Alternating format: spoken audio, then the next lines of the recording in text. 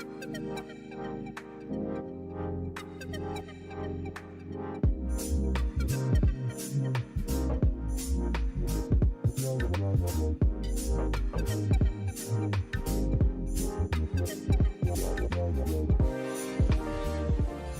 everybody. I see some folks jumping in here. We're just at the top of the hour, so to respect everybody's time, we're going to get going here. Let me just get rid of this alert here. I'm Paul Hitchcock, and I'm with BarthCalderon. We're an asset protection, estate planning, and business planning firm located here in Orange County, California, with about 12,000 clients across the country, about 30 people at the firm. And this is our Wealth Protector TV channel. We just are constantly getting out good information on guiding, teaching, helping people, and having great guests on here. And certainly Kate and Brad are two of them. Kate is with the law firm Talg, and I'm going to read here, Kate, that you work with companies of all sizes, publicly traded firms to closely held businesses, handling complex legal matters, including breach of contract, partnership and shareholder disputes, employment litigation, real estate issues, and trade secret claims. Did I get it all there? Yep, that's everything. I think that's a lot. Yeah, that's a lot. That's a lot. And Brad Barth is a partner at BarthCalderon, one of our top speakers, top attorneys at the firm. Very much in high demand for speaking events like this. So great topic here. Let's get into this. Kate, we're going to start with you. And yeah, I'm going to hand it over to you. Okay, great. Thanks so much, Paul. So I'm going to start out by talking about how and why business disputes arise. So, as Paul mentioned, I'm a business attorney. I work on litigation and transactions, which is kind of unusual. So I get to see what it's like when business relationships go well, how disputes develop out of relationships and transactions, and then what happens when a dispute escalates to the point of litigation. So there are obviously many types of disputes that businesses can face, but I'm going to go over some of the most common ones. So first of all, one of the things that I see all the time is breach of contract issues. Probably at least 75% of the cases that I handle have at least some breach of contract element to them. So a business enters into a contract with someone who's supposed to provide goods and services to the business, and they fail to provide them or fail to provide them properly, or the business provides goods or services to someone and they don't get paid. That's of course oversimplified, but it's often what a lot of commercial breach of contract disputes boil down to. It's really important to have good contracts that clearly set out everyone's rights and duties so that when disputes do arise, you have something to help you to go back to if litigation is necessary. So we have a lot of cases where we need to pursue customers of our clients who don't pay. And often the scenario is that one of our clients will do work for a customer, sometimes over a long period of time, and the customer will pay for some of the invoices, but not all of them, or they'll pay for a while, then they'll stop paying. And then when we get involved and reach out to the customer, the reasoning is usually that, our client supposedly didn't provide what they were supposed to or didn't do it properly. And then therefore the customer doesn't want to pay. And sometimes for anything or sometimes for just certain things. So for instance, we have a case where one of our clients is a marketing company and they built a website and provided, various marketing services to their customer. And the customer was a startup and they'd been paying, they'd been getting funding, and then they basically ran out of money and stopped paying. And so we pursued them for a while. They still didn't pay. So then we eventually initiated litigation against them. And, then they countersued, claiming that our client didn't provide what they were supposed to, didn't, there were problems with the website, that it didn't do what it was supposed to do. It didn't have features that it was supposed to have. So we've been hashing that out, trying to come to a resolution on that to get our client paid. Hey, do those typically will it go to trial, or do it at least settle before it gets to that point? Almost everything settles. So, very rarely do cases get to the point of actually going all the way through litigation, to the point of trial, because trial is very expensive. Yeah. So a lot of businesses don't have the appetite to, or the ability to, to really pay to go all the way through trial. And also, trial is time consuming, expensive, obviously, but, and it distracts from running your business, particularly, small businesses, you don't have time to deal with it. So you want to get back to Yeah. running your business and making money, not dealing with litigation. So the vast majority of cases settle. Yep. Yep. Yeah, and sometimes these are legitimate disagreements about what's supposed to be paid or what are done, and sometimes the customer just can't pay. Um, but so in any event, when the contracts are not written out clearly or either written at all or even, written but not clearly, it makes things a lot more complicated when we get to the point of litigation and, makes litigation drag on more and be even more expensive. So generally, the more detail that companies include in their contracts, the easier it'll be to get it resolved, or at least convince the other side that they don't want to litigate. Yep. Um, so yeah, then there are internal disputes within a company, such as, if you have shareholders or members or partners in a company. Um, so often these are over control of the company. So we see a lot of situations where owners at the beginning of the relationship don't do a good job of laying out everyone's rights and duties and responsibilities when they're forming the company.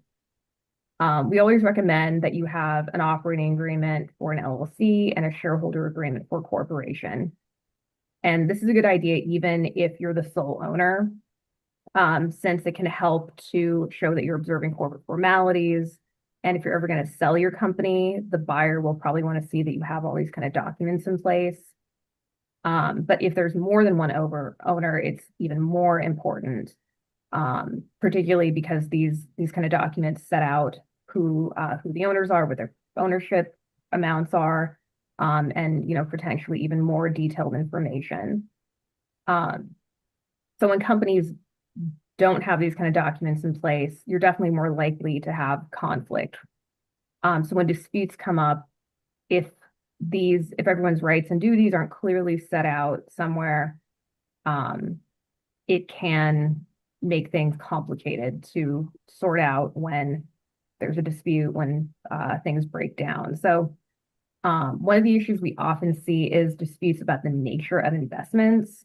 So when an owner puts money into a company, it can either be through an investment in the company by purchasing equity, or it can be a loan to the company. And normally when you purchase equity, you don't have the right to just get your money back anytime you want. You can sell your interest.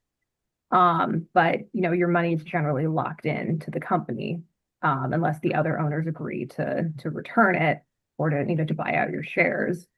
And with a loan, then you generally do have a right to get the money back based on whatever the terms of the loan agreement are. So these kind of things should always be in the corporate records. And if there's a loan, there should be a written loan agreement. But, particularly with small businesses and sometimes even bigger businesses, that doesn't always happen. Yeah. The owners will sometimes just deposit their personal money into the company's bank account. And then it's not necessarily clear if this is a capital investment or if it's a loan. And then at some point, if the relationship breaks down between the owners and one of them says, well, I don't want to be involved in the company anymore, I want my money back. And the other owners say, no, you can't just take it back. There's no, it was an investment. There's no agreement for you to be able to just take it back.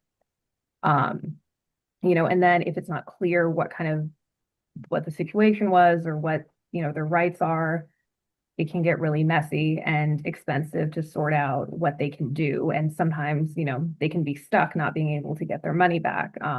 We had a case like this a while ago where, there were, I think, like a couple, it was like family. I think there were like two sisters and a cousin who formed like a healthcare company, and they had a falling out, and one of the sisters wanted out of the company, and she said, okay, give me my money back, I'm leaving.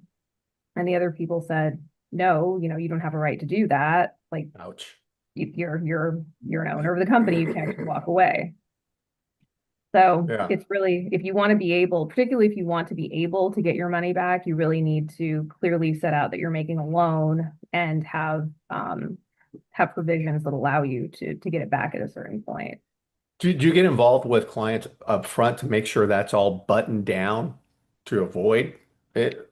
You know, Yeah, whenever we can. So when we're dealing yeah, with setting up a company, dealing with, owners making an investment, we always try to make sure that's spelled out clearly and, yeah, discuss with the owners or the investors, what their expectations are, how they want this to go, to make sure that we're memorializing all that so that there are no surprises. yeah, yeah. 'Cause I know Brad's going to get into that because if someone's getting sued, Brad, and you're looking at that stuff, if Kate didn't do it and they screwed it up, red flags, Mhm. you know? Yeah. Yeah, So then the third type of dispute is employment litigation, and we see this a lot in California, particularly. So you probably know, being an employer is difficult, particularly in California. There's lots of rules to follow. There's many different layers. So for instance, there's federal, state, city, and county level rules on certain things. Like, for instance, minimum wage, there's federal minimum wage, but then California has its own higher minimum wage. And then some cities have their own minimum wages that are even higher. And even within that, there's certain categories of workers, of job categories that have separate minimum wages. So it can be really tricky to navigate that. So I always recommend that businesses either have a trained in-house HR professional or they work with an outside HR advisor or an employment attorney. Um, and yeah, if you do have someone in-house, it's very important to make sure they're actually a trained professional and they know what they're doing.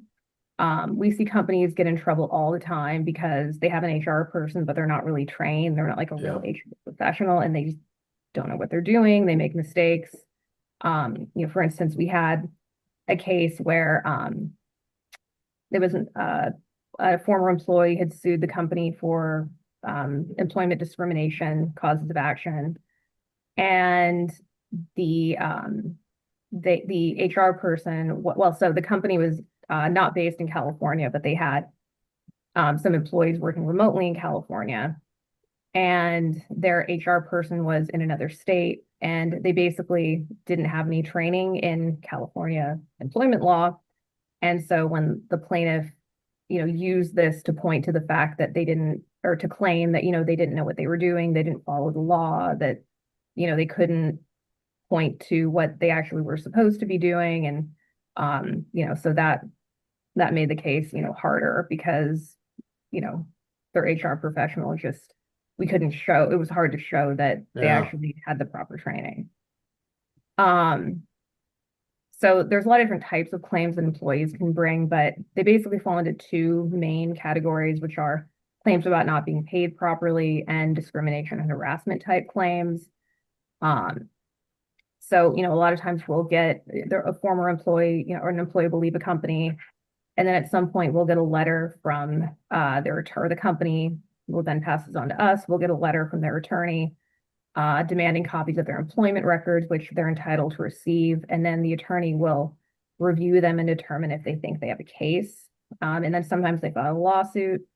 And so this can either be just an individual lawsuit on behalf of the employee or a class action, or a type of lawsuit called a PAGA claim, which is similar to a class action.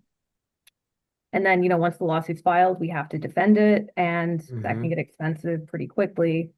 Um, and these kind of cases pretty much always settle. I mean, even like most litigation settles, but employment cases particularly because um, it's almost impossible for employers to follow every rule because there's just so many of them. And even when you try to, it's really hard. So employers almost always have some kind of liability.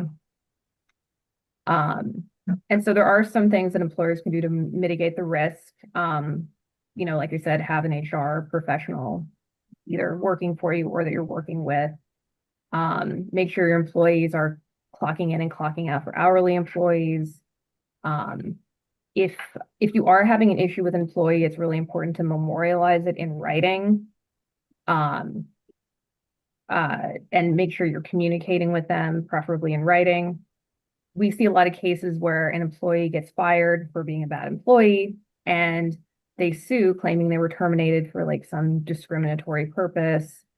And the employer says, no, they were terminated because they were a bad employee. Yeah. But then we ask the employer, okay, well, can you send us write-ups you gave them or when they were reprimanded or punished or, counseled on doing their job better?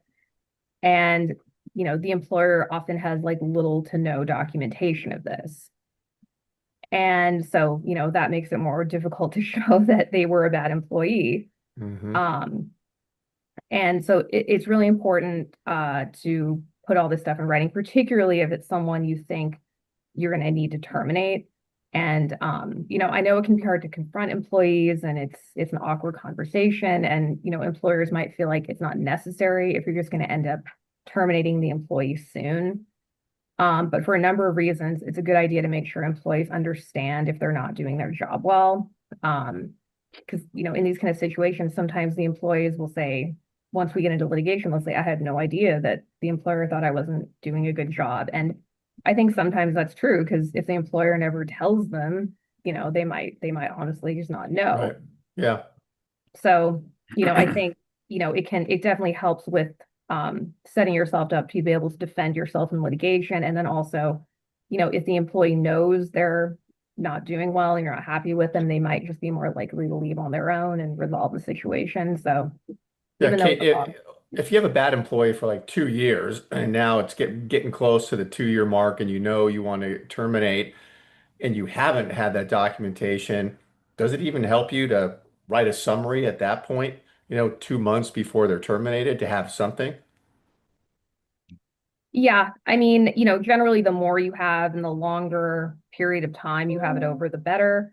But yeah, I mean, I think, anything can help. So Anything? even if you don't start doing it till the end, that's something. So yeah, obviously, I would recommend starting as soon as possible once you know that the employee is not performing well. But even if you haven't done it before, I would, start as sooner rather than later. Yeah. Start as soon as possible. Um, So the next issue, dispute basis I'm going to talk about is real estate. So often we see this as part of a larger dispute about, but sometimes cases are just about properties directly. Um, and so when sometimes we see when a company is purchasing assets of another company, um, sometimes they'll also purchase real estate owned by the company or take over leases that the company has. Um, and so if everything goes to plan, that's fine, but this can get tricky when a transaction falls apart and then you have to figure out, well, what's happening with the real estate? It might kind of be in limbo. So that can be difficult.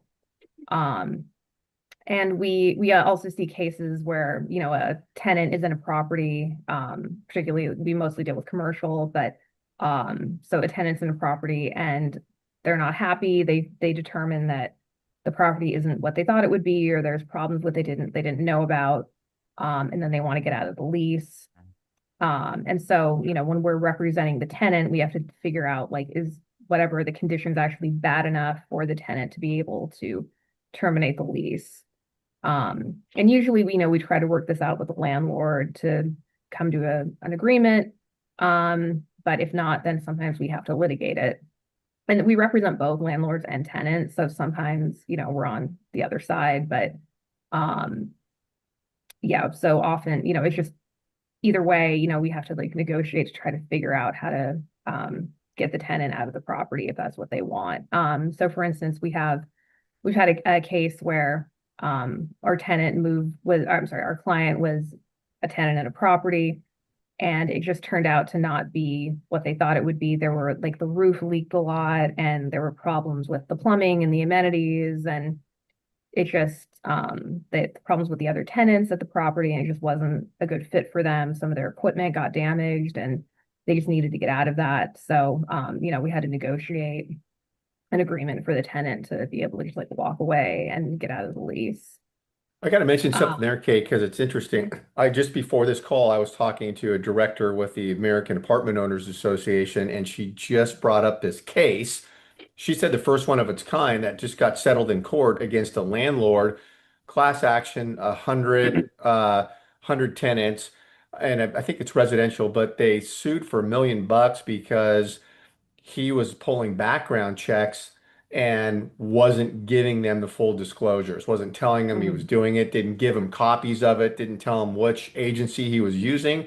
And I guess in California, where this was, that is a particular law. Obviously, I don't know, but she said it was just the first one of its kind. So this was a warning to landlords about that. And right down your alley.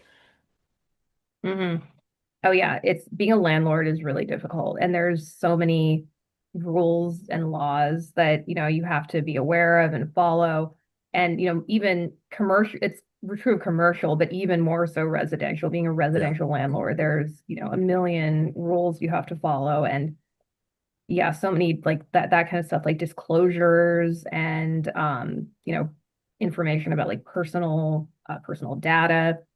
Um, and then if you want to try Criminal. to evict someone, yeah, Yeah, criminal criminal like background checks, background. all that kind of stuff. Can't do it in certain jurisdictions, Hmm. right? Yeah. Yeah. Yeah. Yeah, it gets very complicated. And then evicting someone is really hard. You really have, there's so many rules you have to follow with that. And if you make a mistake, then you basically have to start over from square one. So it can take, months or sometimes maybe years even to try to evict someone. Um, so yeah, definitely want to, if you're a landlord, you want to be really careful. Um, yeah, the next topic I wanted to talk about some of the things that exacerbate or cause breakdowns in business relationships. So number one is not having written agreements. So I kind of touched on this before, but it's not uncommon that when friends or relatives start a business together, everything's just done on a handshake.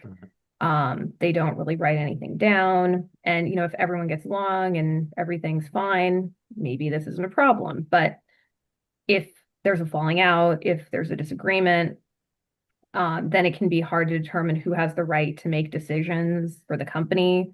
And this can really blow up the business. Um, Also, a lot of business deals don't happen without written agreements. Um, and again, if everyone agrees, maybe there's no problem and it's fine. Maybe things go on for years and, there's an issue doesn't come up. But then again, if there's a problem, if there's a disagreement, if there's a falling out, it can be really messy to untangle this and determine what everyone's rights actually are. So, for instance, we have a case where one of our clients was involved in a business deal with some business partners for years. He was basically selling a service to these other people's clients, but they had no written agreement. And so at some point, these other people decided to cut him out. Um, and you know, it makes it difficult, and because there's no written agreement that he can point to and say, hey, you have to allow me to do this, or you have to allow me to earn a certain amount, or to, do this for a certain amount of time. So we've been trying to deal with that because, you know, it's he doesn't have anything in writing saying that he's entitled to this. So it makes it, difficult to show it. There are sometimes Yeah. ways you can show like course of dealing, and you can, try and prove that there was an oral agreement, but it's much harder to figure this stuff out on the back end when people don't have good written agreements. Hmm. So number two is having a written agreement, but having it be not well written or structured. So, when you're preparing an agreement, you really want to think about the disputes or issues that are likely to come up down the road and try and address those. By putting in the specific language about who gets to make decisions, who has to give consent to certain things, um, what everyone's duties are, etc. So that's another good reason to work with a lawyer, because sometimes, they might be able to anticipate some of the issues that'll come up or help you protect yourself in the future by including language that you might not think about. For instance, we always, try to help our clients by putting indemnity language in contracts whenever appropriate to make sure that our clients, have recourse against the other party if necessary. It's just indemnity is kind of like insurance, but that's something that, we think about that, an average person might not really think about when they're just putting together a contract. So that kind of stuff, it can be helpful to work with an attorney on. Um, and a lot of companies, large and or small and sometimes not so small, will use these kind of boilerplate like operating agreements or shareholder agreements when they form a company. And this is better than nothing, but it might not really accurately reflect how you want your business to run. So you want to be sure that the agreements you're using are actually tailored to each specific situation.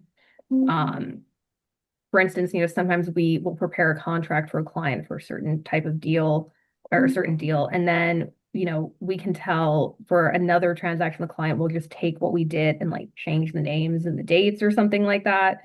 But then it doesn't really make sense because the contract we drafted isn't really appropriate for this other deal or doesn't really capture the relevant deal points, or there's things in there that don't make sense for this other transaction. So you want to make sure that what you're using is actually customized to the transaction or the situation.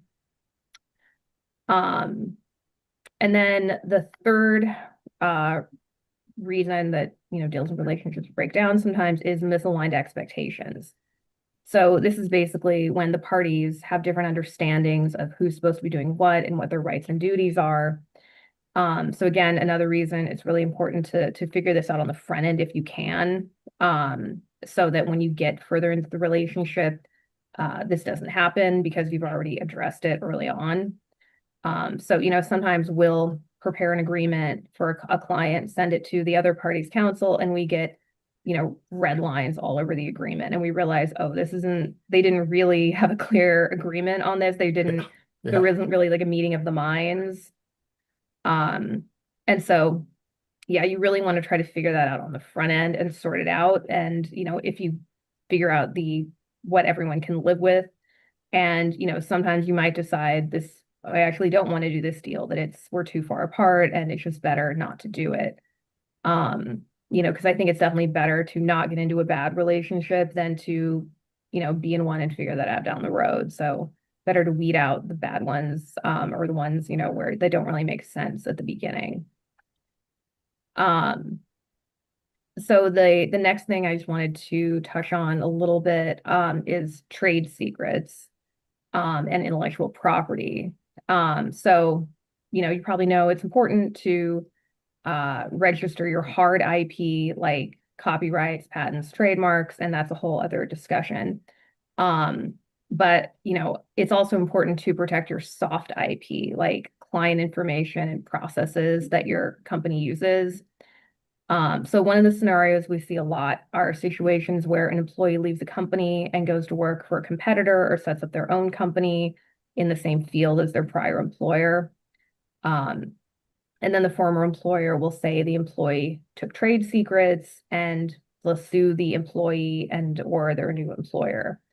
And, then we have to figure out, did they actually take anything? And if so, was it a trade secret?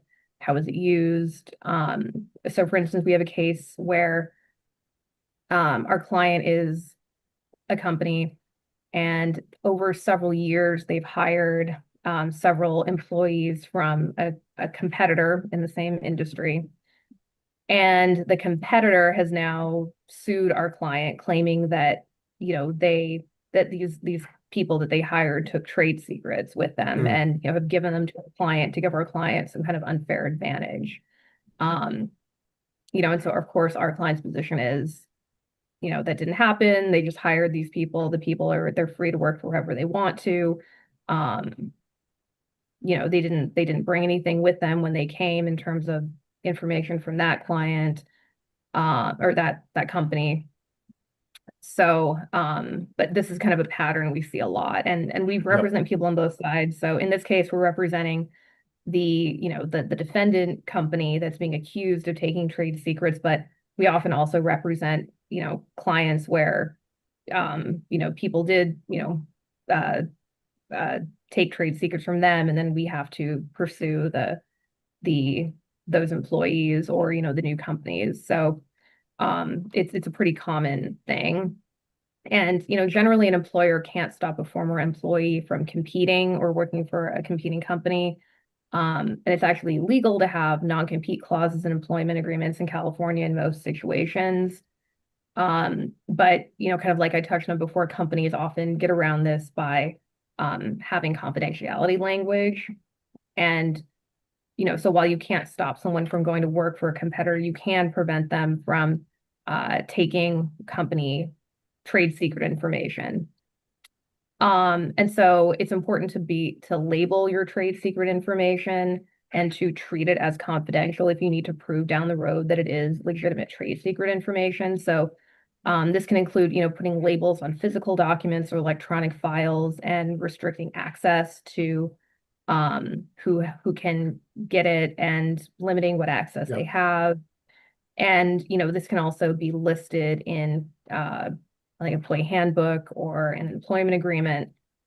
So it's important that employees understand what trade secret information is in terms of like what they're restricted in doing. So it's important that, you let employees know if certain information is confidential, that you tell them that and they understand it.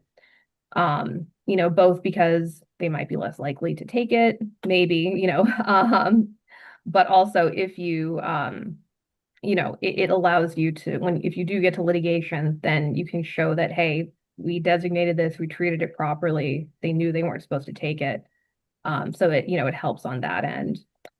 Right. And Kate, I thought we'd pass the baton here shortly, just so we have enough time for everybody, and we will have time at the end. Is now good? You have a few more things there? Yeah, I was actually just about Yeah. to wrap up. So Okay. I was just going to say, so Perfect. basically the key takeaway I'd say is, get as much in writing as possible when, you have agreements. Try to think ahead and make sure that likely disputes are considered and that you're including language that addresses that. And just try to make sure everyone has a clear understanding of what their rights and duties are. So yeah, that's all I wanted to say. Excellent. All right. Love it. Brad, you're up. Great, thank you. Well, thank you very much. And Katie, it's very nice hearing that. This is the first time that Katie and I are having a joint webinar together. It's always nice to have a colleague that I'm not familiar with. I always get to learn something new. And I was taking some notes as you were speaking, and some things are just I echo them, and some things that I think it's worth repeating for the benefit of the audience and for other people who may hear this a little bit later on. Um, so one thing I wanted to just kind of reiterate, again, we're also on the transactional side of things. Our firm does have a litigation branch as well, but of course, sometimes you have more litigation you can handle. So it's always nice to be able to have other colleagues that you can kind of spread the wealth with. But our clients also deal with a lot of the same type of situations that Kate had mentioned. And one of the first notes I took was the breach of contract areas and also the misalignment of expectations. Knowing that we were going to have this webinar, I went ahead and just kind of thought in my mind. I made a quick little note. So, what are some of the things that I've come up with in just the last couple of months or a year or so that I think would maybe be relevant to share? Not knowing where you were going to go with some of your examples, but we kind of had very similar stuff. Businesses dealing with indemnity issues, like how do we know sometimes they didn't fulfill the expectations or things weren't fully disclosed, and how do you indemnify a buyer or seller in a sales transaction issues, maybe inaccurately describing inventory issues, customers leaving. You just mentioned customers leaving, employees leavings that could affect the performances, and therefore they weren't able to meet the metrics that as part of the sales agreement. And the buyer gets disgruntled and they come back and they sue. Of course, you mentioned obviously all the employee related stuff. Our clients are 99.9% employers. And you're right, California is a very difficult place to have a business and to maintain all the different HR rules that you mentioned. So sometimes some of our biggest and most challenging issues for our clients is how do I deal with employees? Because you always feel as an employer like it's the old you're guilty until proven innocent. It's a very difficult uphill battle for a lot of our clients, it's sometimes it's very hard to kind of work around that. So that came up. You mentioned real estate. I had a note here about hidden or latent defects. You buy a piece of property, things weren't fully disclosed. Now you're in this battle, but title's already changed, money's already exchanged, and possession's 9/10 the law. It's very difficult to work around that. Mortgage interest rates get modified mid-transaction due to some kind of delay during an escrow process, and then they go after that. Thinking about, oh, great one, succession issues. I gave the company to my kids, and they run into the ground, and now the creditors are coming after mom and dad. So it's like you got those types of issues. Now you have unreasonable misalignment of expectations. I think it's how you refer to it. And sometimes companies actually do wind up going insolvent because of and then those creditors wind up coming back against the founders or the parents in our case. So it sounds like we deal with a lot of the same exact things. You were just kind of top of mind. So it's very interesting to hear you kind of mention that. And I think since you led off with the importance of contracts, I think what's also very important is that sometimes you want to have those contracts reviewed by independent counsel. And you've mentioned all the things about, okay, our job as counsel is hopefully to identify some things that you aren't even aware of, or to try to bring alignment to those areas that are misaligned, or to think about things that, okay, you guys are talking now, but what happens if you aren't talking 5, 6, 7, 8 years from now? How are you, and this contract is all that we have. How can we make it better for you? What's missing? So having independent counsel when you're looking at contracts, and we say do it while you're talking. We do the same thing like from an estate planning point of view, or buy-sell agreements, right? You're getting, like you said, people getting into businesses together. You said on a handshake.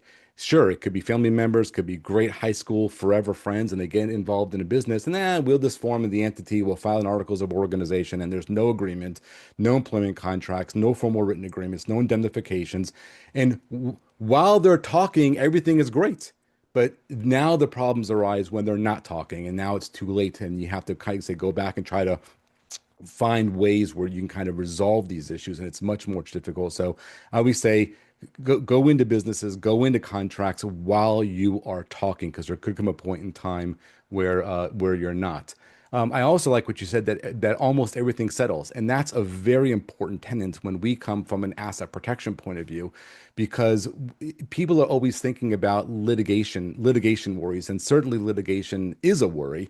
But if you look at how the litigation playing field has shifted over the last 30 years of my career, there was a point in time where people would advertise how many cases that they've won.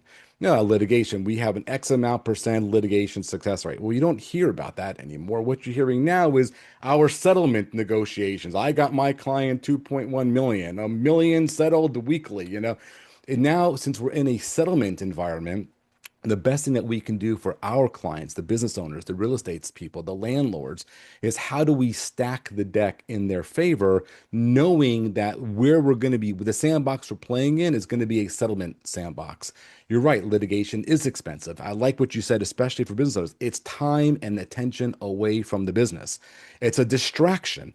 And I've seen it go beyond distractions of just simply business interference. It then bleeds over into their personal lives, resulting in divorces.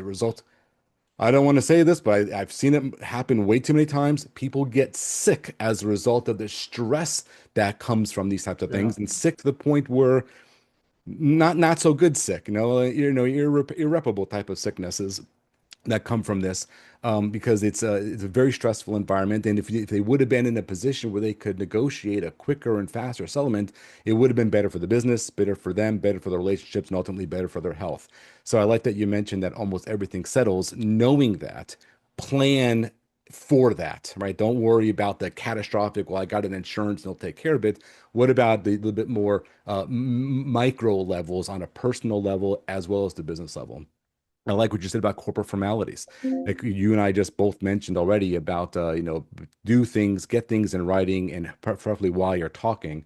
I like it that you mentioned it adds all the appropriate minutes and corporate compliances, gives a veneer of credibility over the company. It's great not only from a litigation point of view, Kate, that you've seen, but we see it from a sales point of view. We do a lot of business succession, and you have a potential buyer. They want to see big fat minute books. They want to see a company that's well organized, it's kept up. You got the tax papers, you got the minutes, you got all the appropriate formalities, all the proper signatories for the loans, the equipments, the leases.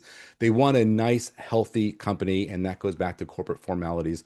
Very, very important. Loan agreements, you've mentioned also, one of the big things that we deal with our clients is that how not only do we have loans, because we know as business owners, every business owner puts money in the company. I mean, that's like, it's almost like a gimme. But you said something about documenting that. And not only are you documenting it to protect their own interest, but at the same time, you also can create, friendly liens and obligations against corporate assets, because you now become a lender and the company becomes a borrower. So rather than going to a big bank to get a company loan, if you're putting the same $100,000 in, you can now protect your interest by securing that with financing statements and UCCs, or putting mortgages on properties. But more importantly, you're also encumbering corporate assets, which makes it less attractive to the claims of creditors. About creating friendly liens. You're probably not going to sue yourself, and you're probably not going to sue your parents, or your parents sue you who gave you money to start your business. So try to find ways to use these loans not only to formalize your own obligations for your own asset protection, but also to protect the company from potential creditors' claims by giving you a higher priority as a secured creditor. So again, how do you kind of leverage that stuff?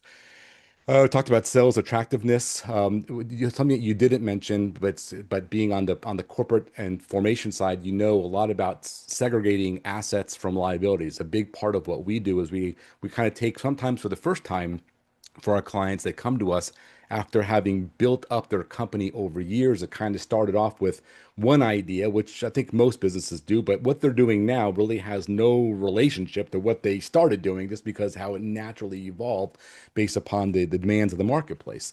But while they keep on building and building and building, sometimes the structure gets a little sloppy. And we've tried like to find ways where we have certain parts of the business that present liabilities that really should be segregated from parts of the business that don't present liabilities. I think you called it soft IP and hard IP. We call it hot assets and cold assets. Some assets are hot, or like some business, or hot not assets, but like sources, like employees, hot assets, likely to burn you, likely. Whereas you have maybe like inventory, probably not going to sue you, right? So you have different things that are happening, and if you're wrapping those all in the same corporate wrapper, now you have a mixed bag of assets and liabilities, and we want to kind of separate that out, and that certainly helps to kind of mitigate sometimes, because it also limits the potential source of recovery if a creditor were to come after you. And instead of coming after the business at large, they may be limited to only to one particular component that's really not that important, or something that you aren't. So you're willing to almost forfeit, because you can just fire up the company and kind of keep on going. So again, kind of all this with an eye on not making you so vulnerable to predator attack in this settlement environment. You also mentioned importance of written agreements for all the reasons you just specified, as far as buy-sell agreements, responsibilities of partners, loan agreements. Well, we also do a lot of estate planning, all right, and we do a lot of business succession planning. Well, unless you have what you didn't mention at all, Kate, and I'm sure you deal with it. It just wasn't part of your list. Is that what happens if a partner becomes incapacitated? What happens if a partner dies? And you're talking about just misunderstandings among parties. Well, maybe while they're alive and talking, maybe their memories are a little foggy. But now, what happens when someone dies, and now you have the family or surviving spouses? They're trying to come up and make a claim because my husband told me this, my spouse told me this. Well, there's no enforceability on that.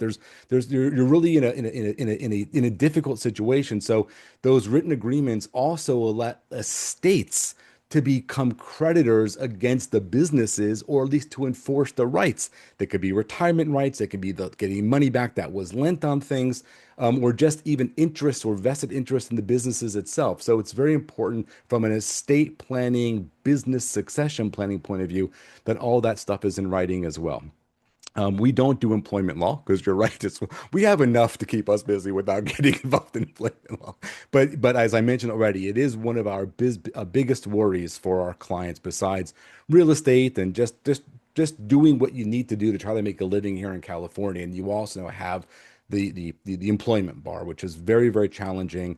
And it does seem like kind of like how tenants seem to have an advantage over landlords. It seems almost like employees have an advantage over employers, which probably isn't the best thing for economies overall. But notwithstanding, it is one of the most difficult things that we have to do for our clients, work to worry about the various sources of potential liabilities, because we all have our own stuff we deal with. All right. I mean, Paul, you've heard us talk about this many times. Hey, a car accident, something that your spouse does in a community property state is your kids do something, vicarious liability, your dog bites somebody. So you have all these different sources of liability on a personal level. But our clients are also business owners. Now you have a whole nother level of liability. You have product liability, you have stream of commerce stuff, you have, as Kate mentioned, contract worries, successionary issues. Oh, by the way, you got employees, right? So that's another area you have to worry about as well. So again, have that done correctly. She mentioned employment agreements, very important. Have good, strong HR, very important. Even if you have a HR on dial. Doesn't mean you have to have an in-house person, but you should be contracted with someone that you can always pick up the phone whenever the need arises. Brad, quick question. When Yeah. you're dealing with a business owner, you're looking at corporate structure, right? LLC versus Yep. S Yep. corp, and segregating, cash within the company out of it. So you look, what are you looking at initially there? Yeah, well, first of all, you want to make sure you try to find out. We always start off with trying to identify sources of assets and sources of liabilities, and how and are they commingled? Are there ways of kind of separating it out without destroying the functionality of the company? Sometimes we sit in our little rooms here and come up with all these entity maps. So wouldn't this be great? Yeah, but their CFO is just like their head is spinning. It's just Yeah. not going to work. It's like, so you have to look at feasibility and functionality as well. So it pretty much starts with what can we do to identify the real sources of liability? What are the company's assets, whether they're IP, soft assets, or hard assets like inventory, real estate? And are there ways that we can at least separate that? Because we're already in a high risk environment. So the first thing you do, Paul, is try to find ways that you can segregate stuff. The second thing is you don't want to have companies operating too fat, right? You have the appropriate insurances, but you don't have to have $1 million in cash if you can operate on $250,000. So you try to find out internally, can you limit the actual exposure? Kind of like having a rental property or even your home. You can have too much equity tied up in your company because if someone sues you, a tenant sues you, and if the insurance isn't sufficient, they're going to come after the dirt. And they don't want the dirt, they want the money that the dirt represents. So you want to make sure that you find ways to strip out to the extent possible, run those businesses lean so that there really isn't much there for them to get. Because again, as I mentioned, we're working in an environment of settlement, and we're trying to get our clients to a position of a fast and favorable settlement. So if there's not much there to grab at, winning litigation, Kate, I'm sure you can mention this. Winning litigation may be one thing, but the ability to collect on that is everything. And so what we're focusing on is collectability issues. Kate, she'll defend you, she'll go after you, whatever on the liability side. But our job is, okay, now Kate has this judgment. Now the question is, what's the judgment worth? The judgment is worth what it can get collected against. And that's where the power of settlement and these kind of structurings and segregations, and running things thin and friendly liens and all this stuff kind of comes to the fruition. And sometimes, Paul, you can't mitigate liability. You just can't. Yeah. Strict liability issues or something. I always say there's no safe way of blasting, right? There's no safe way of driving down the freeway with a truck full of chemicals. There's no way to kind of get around some of the employee issues. It is what it is. But now that you've identified that, you can kind of find ways to isolate that source of liability and insulate everything else around it at a business side and also on a personal side. Again, that's where you come to the discussion from a position of strength. Strength doesn't mean that you don't pay out. Strength means that we're pushing things towards a settlement with the insurance company, hopefully a settlement on the insurance side, and maybe you got to come out of pocket a little bit, but it's not going to be the extent that you would have been had you had nothing in place whatsoever. Yeah, Right? Brad, I've heard you talk a lot about just it's just as a quick one example is the Plan F reorganization where Yep. you'll take companies, if appropriate, if they could do it from an S corp to an LLC because Right, of yeah. essentially, Reorganizations, yeah, we have various forms of reorganizing companies, but that again, well beyond the scope of today's talk. right, But right, yes, there right, are, yeah, that's right. the mechanics. Understand the concept of segregating assets and liabilities. The means and how we get there is very, very fact specific Yep. on how we do that. Um, so we talked about entity formation and formalities. One thing also, as from a corporate point of view, you want to make sure that companies are in good standing, right? So Kate, I'm sure you have reviews with your clients on a regular basis. And one of the first things that we do is, okay, we look up on the Secretary of State's website, and lo and behold, unbeknown to anybody, oh, by the way, this company that you're relying on, oh, by the way, was forfeited. What? Yeah, because you didn't pay California $800 a year. Someone forgot to file a form. You didn't file a form that cost you $20, right? So we want to make sure that you maintain in good standing. So we actually have a whole system. We have a sister company with offers a service called EMS, Entity Maintenance Services, where we take upon ourselves to work with our clients, always make sure their various companies, regardless of the jurisdictions, California's, Nevada's, Delaware's, Florida's, Texas's, wherever they're filed, the various states, the registered agents, and all the things that need to be done around the country, everything is always done. So you can take that off of your worry list because you've already engaged a company to kind of manage and kind of keep those companies in good standing. So that's a very big part. And also, one thing I love that you mentioned, Kate, was documenting things with minutes. Even if you are a single member LLC and you have nothing, again, you want that fat minute book. It makes a big difference. And so EMS also provides the services that we provide also goes into providing minutes for our clients as well. Sometimes it's very rudimentary. It's just a matter of just documenting something very, very basic. But sometimes there could be a lot of transactions that need to be at least documented. Yes, it's paper, but that's also what we're doing when you're creating entities, whether they're corporations or LLCs. You're relying on the paper to give you that corporate shield, that limited liability shield. Well, you need to respect it and feed that paper tiger so that it's there to defend you when the time comes. So that paper works both ways. You got to create it as a shield, but you also got to feed it with the appropriate minutes, keeping it in good standing to make sure that it's there to be able to withstand attack when the time comes. And then I guess I'll just kind of wrap up on a couple of things here because I want to open up Paul to some questions. Is on the estate planning side of things. Again, I think that's maybe one area that where I've spent a lot of my time over the years on estate planning in the corporate area. Not only do you have to worry about who is the business successor? Is the company designed for that type of succession? Is there a crisis plan put in place? So what happens if one of your key guys all of a sudden becomes incapacitated? They're riding their bike on the weekend. It happens to clients all the time. I was out exercising. I got hit by a car. Now I can't work for whatever reason. You got a crisis. What do you do in the first 72 hours? What about the next month? What about the next week? What if it progresses and this founder all of a sudden passes away? Are there built-in successors, management teams to be able to pick up that baton and to continue to run the company for the benefit of surviving spouses, family members, etc.?